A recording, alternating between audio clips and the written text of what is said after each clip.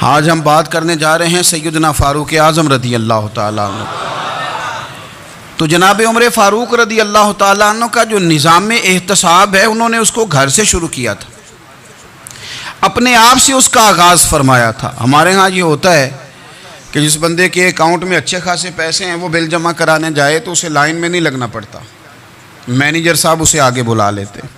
तो वो बाद में क्या कह रहा होता है, कहता देखो अल्लाह ने कितनी इज्जत दी है, मुझे लाइन में नहीं लगना पड़ा। भाई लाइन में लगना तो आपका ये था कि आप समझते कि सारे मुसलमान हैं, मोमिनीन हैं, बराबर हैं, तो मैं किसी को तकलीफ़ में मुब्तला ना करूं। जब आप आगे चले गए थे तो आपने बहुत सारे लोगों का हक मारा था, वो लाइन में जो लगे हुए थे उनका वक्त लंबा हो गया था। आपने तो अपने आप को एहतसाब के लिए पेश ही नहीं किया, बल्कि आपने कह दिया कि जनाब मेरा तो रुतबा आला है, लिहाजा ये मेरा हक बनता था, मुझे तो इस्तेहकाम मिलना चाहिए था। यहाँ बहुत सारे लोगों ने अपने हक में चीज़ों को और रंग में पेश किया। सैयदना फ़ारूक आज़म रदी अल्लाह ताला अन्हु ने इस निज़ाम एहतसाब को अपने घर से शुरू फरमाया। हज़रत उमर फ़ारूक रदी अल्लाह ताला अन्हु अपने बच्चों से फरमाया करते थे कि जब मैं हुक्म लोगों को करूँगा ना, अपनी रियाया को, मुसलमानों को मैं कोई हुक्म दूँगा तो तुम्हें पहले उस पर अमल करना पड़ेगा। आप फरमाया करते थे, याद रखना लोग तुम्हें इस तरह देखेंगे, लोग इस तरह तुम्हें देखेंगे जिस तरह गोश्त खाने वाला परिंदा गोश्त को देखा करता है। चील गोश्त खाती है तो क्या कभी उसको पैगाम भेजना पड़ा है कि तू आजा यहाँ गाय मर गई है, भैंस मर गई है? खुद ब खुद उसकी नज़र होती है, वो पहुँच जाती है। जनाब उमर फरमाने लगे, मेरे घर वालों, मेरे बेटों, मेरी बेटियों, मेरी अहलिया, लोग तुम्हें इस तरह देखेंगे जिस तरह गोश्त खाने वाले परिंदे देखते हैं। लिहाजा मैं जब किसी को अमल करूं तो पहले तुम्हें उस पर अमल करना पड़ेगा जब मैं किसी को हुक्म दूं। आप फरमाने लगे, याद रखना अगर तुमने मेरा हुक्म ना माना तो गैरों ने हुक्म ना माना तो उन्हें एक सज़ा मिलेगी, और अगर मेरे घर वालों ने ना माना तो डबल सज़ा मिलेगी। तुम पर डबल सख्ती की जाएगी कि तुमने मेरी बात क्यों नहीं मानी। ये निज़ाम में एहतसाब है। हम ना दूसरों के बच्चों का गला काट के अपने बच्चों की खुशियाँ लेना चाहते हैं। हम चाहते हैं कि दूसरों के बच्चों के हिस्सों का माल मेरे घर में आ जाए, आ जाता है।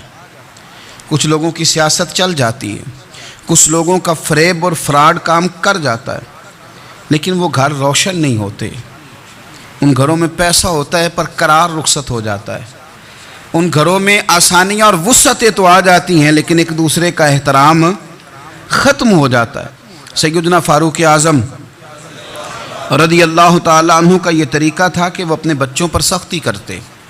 आप हमारे मुल्क में ये निज़ाम है, मौजूदा हुक्मरान हो या इनसे पिछले, बच्चे सब के मुल्क से बाहर रहते हैं। यहाँ रहते हैं तो महल्लात में, बाहर जाते हैं तो बड़ी बड़ी आसाइशों में।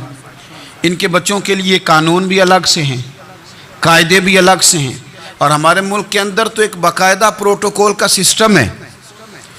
उस सिस्टम से गुजरकर बड़े बड़े लोग चलना पसंद करते हैं। हमारे ज़माने में भी कुछ चीज़ें सरकारी होती हैं खालिस, लेकिन अजीब निज़ाम है ना, हर चीज़ का किराया बढ़ जाता है, सरकारी दुकान का नहीं बढ़ता। बाकी दुकानें 5-6 साल के लिए मिलती हैं, सरकारी दुकान पे आप कब्ज़ा करना चाहें तो पूरे 100 साल के लिए मिल जाती है। चूँकि ये आम आवाम की प्रॉपर्टी है तो इसके साथ जो मर्ज़ी को सलूक करे।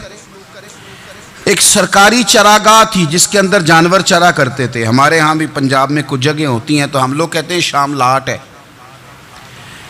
सरकारी चरागाह में जानवर चरा करते थे। हज़रत उमर फ़ारूक रदी अल्लाह ताला अन्हु के साहिबजादे सैयदना अब्दुल्ला इब्न उमर रदी अल्लाह ताला अन्हु ने भी एक ऊँट ख़रीद लिया। तो सब लोगों के जानवर सरकारी चरागाह में चरते थे, आपने भी अपना जानवर वहाँ चरने के लिए, खाने पीने के लिए छोड़ दिया। वो जब ऊँट आया तो पतला था, कुछ दिनों के बाद वो फरबा हो गया, ताकतवर हो गया, मोटा ताज़ा हो गया। हज़रत सैयदना अब्दुल्ला इब्न उमर रदी अल्लाह ताला अन्हु ने बेचा तो वो डबल कीमत से भी ज़्यादा का बिका, क्योंकि पहले दुबला पतला था, अब मोटा ताज़ा फरबा हो गया। हज़रत सैयदना फ़ारूक आज़म रदी अल्लाह ताला अन्हु को पता चला तो बुलाया, फरमाया पुत्र ऊँट बेच दिया है? अब्बा जी बेच दिया है। फरमाया कितने का ख़रीदा था? इतने का। बेचा कितने का? डबल कीमत बताई। फरमाया इस तरह करके असल रख ले और जो ऊपर मिली आ मुझे दे दे। हुजूर आपने क्या करनी है? फरमाया मैं सरकारी खजाने में जमा करूंगा। हुजूर क्यों? फरमाया इसलिए कि तेरा ऊंट सरकारी जगह पे चरा करता था, वो घास सरकारी जगह से खाता था। हुजूर सबके खाते। हज़रत अब्दुल्ला इब्न उमर कहने लगे सबके खाते हैं। आप फरमाने लगे तू सब में शामिल नहीं है, तू अमीरुल मोमिनीन का बेटा है, तुझे मैं ये हक नहीं दे सकता, तेरे ऊपर थोड़ी सख्ती ज्यादा की जाएगी, तुझे ये हक नहीं मिलेगा। तू अपने ऊंट को चूंकि सरकारी चरागाह में चराया करता था, लिहाजा तुझे वो जो असल रकम यहां जमा करानी पड़ेगी। हमारे तो बच्चे, पहली बात तो यह है कि बात ही नहीं सुनते। ये सब के बच्चों की बात कर रहा हूँ, वो टीचर के बच्चे हों, सेठ के बच्चे हों, पीर के बच्चे हों, इमाम साहब के बच्चे हों, किसी के बच्चे हों, पहले तो सुनते नहीं। और अल्लाह खैर करे, अगर आप कोई सुनाना चाहें तो फौरी तौर पर वो होम मिनिस्ट्री के पास पहुंच जाते हैं, उनकी अम्मा उनकी वकील बन जाती है, आप क्या ही कुछ नहीं सकते, हालात रुख बदल जाते। उसका नुकसान ये होता है कि इनको तराशा नहीं जा सकता, इनको हीरे नहीं बनाया जा सकता, इनके ऊपर कुछ ऐसी मैल कुचैल चढ़ जाती है जो बड़ी अजीबो गरीब होती। और कुछ लोग ऐसे होते हैं जो खराबी करने में भी अपना किरदार अदा करते हैं, खराबी करने में। और बड़े लोगों से मुंसलिक होने के लिए लोग रास्ते तलाश करते हैं, रास्ते। मैं चूँकि चीज़ों का मुताला करने का बड़ा शौकीन हूँ, तो मेरी वालदा दाखिल थी कई साल पहले हस्पताल में, तो मुझे उस हस्पताल में कुछ दिन रहना पड़ा। एक प्राइवेट हॉस्पिटल था, तो उसमें ना उन्होंने जगह जगह लिख के लगाया था मुलाजिमीन को बख्शीश ना दें, हम इनको बड़ी अच्छी माकूल तनख्वाह देते हैं, सैलरी बड़ी उम्दा है, तो लोग बख्शीश ना दें। मैंने जो मैनेजमेंट के लोग थे हॉस्पिटल के, उनमें से एक से मैंने कहा कि अगर कोई बंदा अपनी खुशी से देना चाहे तो आपने बड़ा मोटा लिख के लगाया, बराए मेहरबानी इनको बख्शीश ना दें। उसने बड़ी कीमत, सादा आदमी था, पर मेरी बड़ी उसने मुझे बात बताई, मुझे नफ़ा हुआ। कहने लगे मौलवी साहब, जब कुछ अमीर लोग अस्पताल में मरीज लेके आते हैं तो वो सफाई वाले को पहले ही 500 रुपया दिखा लेते हैं आते ही, फिर वो जैसे आवाज़ देते हैं सफाई वाले फटाफट अंदर आते हैं, उनका कमरा साफ करते हैं। तो सारे तो बेचारे इतने मालदार नहीं होते कि आते ही पहले काम वाले को 500 दें। फिर नुकसान क्या होता है कि ये जिनकी जिम्मेदारी है बहुत सारी ड्यूटियां करने की, ये ड्यूटी नहीं करते, ये पलट पलट के उनके तरफ देखते हैं जिनके घर से सालन सही आता है, उधर इनकी तवज्जो ज्यादा हो जाती है, जो नोट इनको ज्यादा दिखाते हैं, जो फल लेके आते हैं तो आधा इनको देते हैं। तो हम ये कहते हैं ये काम ही ना करो, ये अपनी तनख्वाह पे काम करें ताकि हर आने वाले का दर्द समझें, हर एक को यकसा ये सर्विसेज फराहम करें। तो हम ये काम करते हैं। हम एमपीए के और किसी से हमारा ताल्लुक ना बने तो हम जनाब उसके ड्राइवर से ही ताल्लुक बना लेते हैं। हम वो जो ऑपरेट करने वाला होता है टेलीफोन, उसी से बड़ा ताल्लुक बनाते हैं, उसको मिठाई का डब्बा जल्दी पहुंचा देते हैं। तो इसी तरह से बड़े लोगों की औलादों को बिगाड़ा जाता है। हजरत आसिम बिन उमर रदी अल्लाह तआला अन्हु, ये सैयदना फारूक आजम के बेटे थे, मिस्र गए तो लोगों को पता चला हजरत उमर के बेटे आए, लोगों ने तोहफे दिए, बड़ी बड़ी चीज़ें आपको दी, हजरत उमर का बेटा आया, बड़े गिफ्ट दिए। तो साहिबजादे वापस आए तो उनके पास बड़े तोहफे थे। सैयदना उमर फारूक रदी अल्लाह तआला अन्हु ने देखा तो फरमाया इधर लाना तोहफे। कहा बड़ी लोगों ने मुझे दिए हैं। फरमाया तूने क्यों बताया था कि मैं अमीरुल मोमिनीन का बेटा हूँ? कहा हुजूर उनको वैसे ही पता चल गया।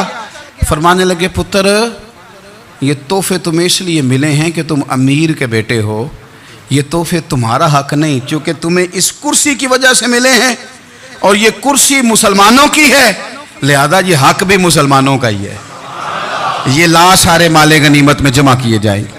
आप अपने घर से जब एहतसाब शुरू करते हैं, अपने घर से, और ये याद रखें ये जो लोग आते हैं आपके बच्चों को नवाजने के लिए, ये उन्हें खराब करते हैं, बिगाड़ पैदा करते हैं, ये अजीबो गरीब सी चीज़ों में मुब्तला कर देते हैं, बच्चों का नुकसान होता है कल कलाम। फिर जो शापर अच्छा लेके आए पीर साहब के बच्चे ज़रा उससे प्यार से मिलते हैं, नुकसान हो जाता है, ये दस्ते नगर हो जाते हैं, ये लोगों की तरफ जीते हैं, दूसरों पे डिपेंड करने लगते हैं। हजरत अबू मूसा अशअरी रदी अल्लाह तआला अन्हु ने पहले तो एक कलीन बड़ा सोना था, तो आपने हजरत उमर के घर भेज दिया कि चलो उनके घर में उनकी अहलिया बिछा लेंगी। कहीं से तोहफा आया, फिर वो जिस कमरे में माले गनीमत और ख़जाना रखा जाता था उसकी सफाई कर रहे थे तो एक दिनार मिल गया। तो वो दिनार बच्चे सारे जा रहे थे, तो उनमें से हज़रत उमर के एक बेटे को, छोटे को बुलाया और बुला के कहा पुत्र ये दिनार ले लो। हज़रत उमर ने देखा कि बेटे के हाथ में दिनार भी है और घर में कालीन भी है। एक मौके पे वो कालीन गया, एक मौके पर बच्चे को एक दिनार दिया। तो हज़रत उमर अपनी अहलिया से पूछने लगे ये कहाँ से आया कालीन? का जनाब अबू मूसा अशरी रदी अल्लाह ताला अन्हु ने भेजा है। बेटे से पूछा दिनार कहाँ से आया? कहा मुझे उन्होंने ही दिया है।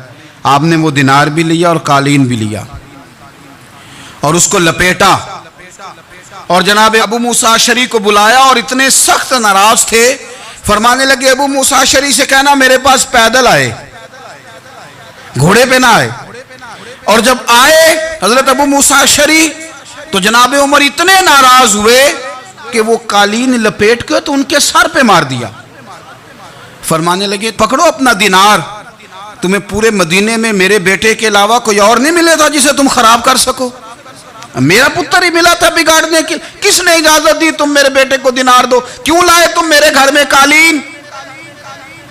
हजरत उमर फारूक रदी अल्लाह ताला अन्हु फरमाने लगे मैं ज़मीन पे सोने का आदी हूँ, ज़मीन चटियल भी हो तो रब का बंदा बन के सोता हूँ तो अल्लाह मुझे आराम और सुकून की नींद अता फरमा देता है। मुझे तुम्हारे मखमलों की और कालीनों की ज़रूरत नहीं है। एहतसाब यहाँ से शुरू होता है भाई। यहाँ हम ना अपने घर में बैठ के मायूस मायूस बातें करते हैं और फलाने के बच्चे कहाँ पहुँच गए, फलाने के बाद बड़ा पैसा आ गया, मैं कच्चे मकान में रहूँ, मैं ये करूँ, देखो मुझे नहीं सहूली। ये तो आप मायूसी वाली बातें कर रहे हैं, ये तो आप कमज़ोर बातें कर रहे हैं। ये तो इस तरह की बातें तो हारे हुए लोग करते हैं। इस तरह का लबो लहजा तो उन लोगों का होता है जो एहसास कमतरी का शिकार होते हैं। ये आपने किस तरह का लबो लहजा, अपने बच्चों को आप भिखारी बना रहे हैं ताकि दूसरों को देखें तो मायूस हो जाएं। उठ बांध कमर क्यों डरता है, फिर देखो खुदा क्या करता है। आपका जो एहसास है वो इतना खूबसूरत हो, आपके लहजे के अंदर इस कदर ठहराव हो, आपको इत्मीनान आ चुका हो, और आपके बच्चे कभी भी कंपैरिजन ना करें अपना किसी के साथ, कभी भी उन्हें करने ना दें आप कभी भी। वो कभी ये बात ना करें कि फलाने ज़्यादा अच्छा खाते पीते हैं तो हम किधर हैं, करने ना दें उन्हें बताएं कि बेटा अपनी मट्टी पे चलने का सलीका सीखो, संगे मरमर पे चलोगे तो फिसल जाओगे। उनको बताएं कि जो तुम्हारे पास है ये खुदा का अतिया है, इसी पर तुमने कनात करनी कभी भी। हज़रत ज़ैद बिन हारसा से नबी पाक सल्लल्लाहु अलैहि वसल्लम को बड़ा प्यार था। फिर उनके बेटे हुजूर के ग़ुलाम ज़ादे हज़रत उसामा बिन ज़ैद के साथ भी हुजूर बड़ा प्यार करते। लेकिन ये तो मुसल्लमा हकीकत है ना कि अज़मत और शान तो सैयदना फ़ारूक आज़म की ज़्यादा है। उम्मत का इत्तेफाक है कि नबियों के बाद सबसे बड़ा दर्जा जनाबे सिद्दीक़ अकबर का, और फिर अल्लाह ने मकाम अता किया हज़रत फ़ारूक आज़म को। ये बड़े लोग थे। एक दफ़ा माल तकसीम हो रहा था तो हज़रत उमर रदी अल्लाह ताला अन्हु ने ना हज़रत उसामा बिन ज़ैद को 4000 दिनार दिए और अपने बेटे अब्दुल्ला इब्न उमर को 3000 दिनार दिए। तो हज़रत अब्दुल्ला इब्न उमर घर जाके कहने लगे अब्बा जी उसामा में वो कौन सी खूबी है जो मेरे अंदर नहीं, और उसामा के बाप में वो कौन सी खूबी है जो आपके अंदर नहीं। तो हज़रत उमर की आजिज़ी देखिए, हालांकि बिल इत्तेफाक दुनिया जानती है कि जनाब उमर फारूक रदी अल्लाह ताला अन्हु अफजल हैं, फिर भी पता अपने बेटे से क्या कहते हैं, फरमाते हैं ओ सुन यार वो खिदमत गुजार हैं नबी पाक के, वो भी हुजूर के घर में ड्यूटी करते, नौकरी करते, और इनके बेटे भी हुजूर की नौकरी करते, ये खिदमत गुजार हैं। फरमाने लगे अगर तूने पूछ लिया तो सुन, फिर मेरी तो राय ये है कि तेरे से ज़्यादा उसामा बिन ज़ैद हुजूर की नज़र में प्यारे हैं, और उसामा का बाप तेरे बाप से ज़्यादा नबी पाक का प्यारा है। कोई कंपैरिजन करने नहीं दिया, बच्चों को किसी ऐसी जगह खड़े होने नहीं दिया।